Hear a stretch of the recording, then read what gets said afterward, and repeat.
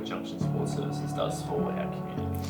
Yeah, so we provide services to vulnerable people that would otherwise not have a service to support them, from children to families to single adults. What it does as an organisation is it highlights needs, so that some things that might just sort of slip under the carpet and say these are needs that are existing today in the community and we need to address them. Well, I think my initial response is to think that each day I make a difference to the people that we care for. They need us, and seeing them go from where they begin their journey with us to where they end up is just fantastic to see. And I think it's just really inspiring. We've got lots of visionaries across the organisation that really have a lot of drive and passion for what they do and can see a really big picture to support our community. Nothing is too hard for us. When someone else closes the door to, we will accept the challenge. It helps them to maximise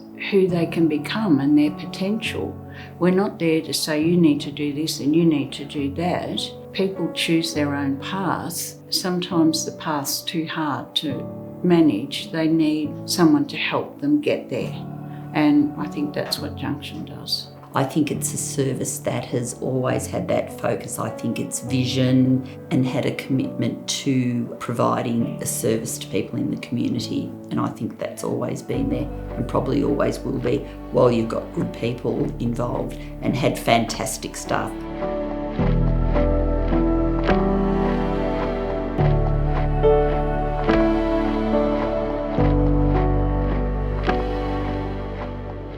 So my name's Neville McCormick. I've worked all my life nearly in Wangaratta. Worked for 43 years at Rural City Wangaratta. I was on the Mirror Industry Committee, and there was another guy there called Noel Green. And we got to talking about, well, what could happen to these children when their parents die? Who's going to look after them, for instance? Well, that's a good point. Let's go and talk to the council about this, because this actually could be a community issue. So the Mayor of the day, which was Bill Morris, called a public meeting, advertised in the paper. It was well attended. It was one of the best public meetings Wangaratta's ever had. Well, I was working in accommodation, and so we were getting a lot of people inquiring who were much too young to be involved in our services. And so I could see that clearly there was a need for accommodation. Then I saw an advertisement in the Chronicle calling a public meeting for people who were interested in, looking at the problem and some solutions. And so I responded by attending that public meeting. And from that, there was a steering committee formed, and I was on that committee. And the Wangaratta City Council put the hand up and said, yep, we're going to auspice this because we think it's a good thing for this community. Corrine, who was the CEO, and she came on board. And then from there, she and I would go back to the department and say, look, are we doing this right? Can you give us some further guidance? We had no idea. In those early days, our offices were the old principal, those sorts of offices at St Joseph's College. And it was 4 little rooms which were connected by an internal corridor. You thought somebody had gone out for the day, but actually they were still in their office. So you blew in to go and see the person 2 doors down. Oh, sorry.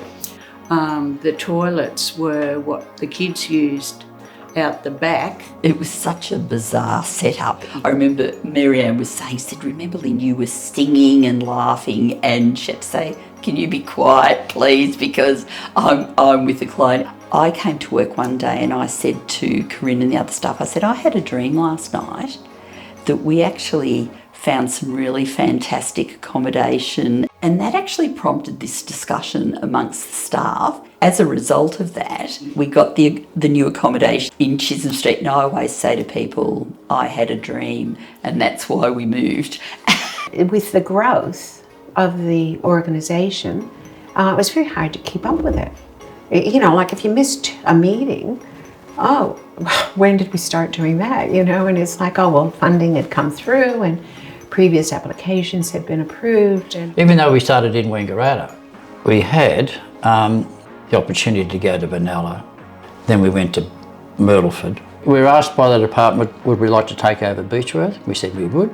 Probably at about that same time, would we like to take over and run Wodonga? And we said, yeah, well, why not? There was a time where, they'd outgrown their offices. We looked at the Better Electrical store in Wodonga, and everyone went in and went, oh wow, look at this, there's so much space. A few years down the track, they're stuffed in there like sardines, and it's had to look again. But the board has listened and things have changed. So when I came on board, we were Central Human Support Services, and we were in Mint Street in Wodonga, so we were also in a shed then. We are now in a much larger shed, but it seems that we have an affiliation with fitting out sheds for office spaces. Probably had maybe 8 people in our office. So it was very much a smaller team and smaller organisation. Not that long after I joined Junction, we moved into our office now in Melbourne Road.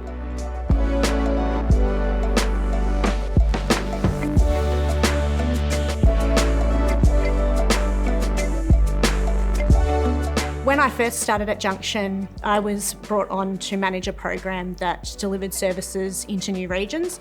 And so in 2010, we started our support in Shepparton, a program called Homeless Children's Special Support Services. It's one of those memories I have at Junction that's really pivotal, I think, for the change that we acknowledge that children accompanying their families to a homelessness services were a client in their own right, and they had their own unique experience of homelessness. I think that we have known for a while, Corinne, who was our CEO, had many conversations about her retirement, that we had talked a lot about the succession of her over that time and her getting the rest of us who were younger but ready to move into executive roles into the future. So I was extremely grateful for the opportunities that she had provided over my years at Junction, because I wouldn't be here if I didn't have those experiences. And I moved into the CEO role in 2019, so coming on to 5 years now.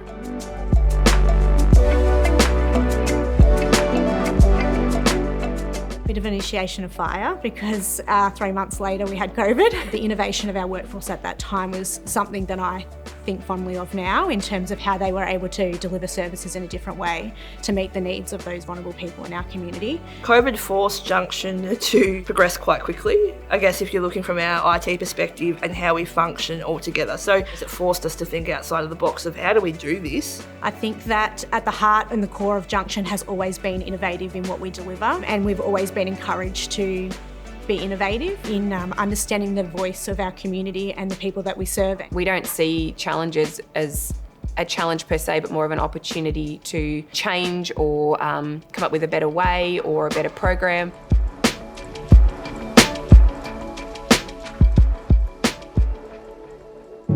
Looking back, what are you proud of? I'm proud of the number of people that we've been able to offer support to, get them back on the track, whether it be the Navigator program or whether it be homelessness, whatever. All those things make Junction a great place. It's all worth it. I couldn't pick one thing. I think I've been here for 15 years and I don't think I would have stayed here if I didn't believe in our purpose. Megan, what are you most proud of in your time at Junction Support Services? I'm most proud of our youth space, Windbreak 3690. It's a great program. It's only in its early stages, but I can see what it will achieve in the community and the benefit that it will have on the community moving forward. Megan spoke to us about this vision and it came to fruition, youth space, the cafe. This is extraordinary. Community Services Organisation has taken this on as a project and implemented it in the community because we saw a community need. So I would describe Junction as an organisation that's really passionate about making a positive difference in young people's lives, and I've been here 6 years now and I wouldn't work anywhere else. Junction to me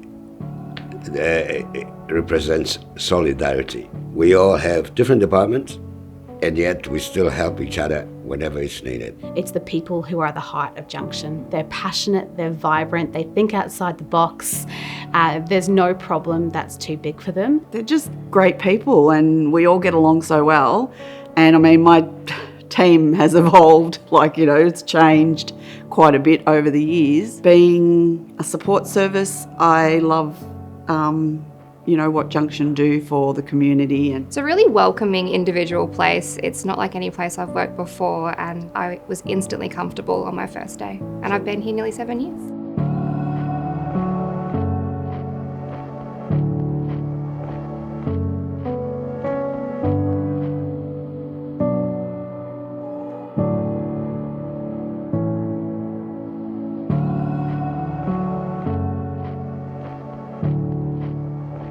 But nevertheless, I think it's all that, and it's over the journey too. So it's not just not today's staff; it's the staff that were back there, in you know, in 1989 when we first started. I often think now, how big should we become? But it's the need. The need drives the development. So over the past 5 years, we've seen Junction move into new regions. And so that led us into our new region, which is Gippsland, and that's delivering out-of-home care for young people. If you asked me 10 years ago, would have we done that? Wouldn't have crossed our mind. But to look back now and to kind of go, wow, we have moved into a new area. We're a part of a new community now. We're there to help a new community. Well, what's next? How do we do better? I think with the staff that are currently employed, there isn't a limit to where they could go.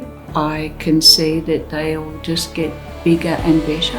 What keeps you at an organisation for a really long time is a passion for what we do. It's about making a difference in the community. I mean, it's about our vision, building strong, thriving communities together. That's why we're here. And I think that everyone at Junction has that shared vision.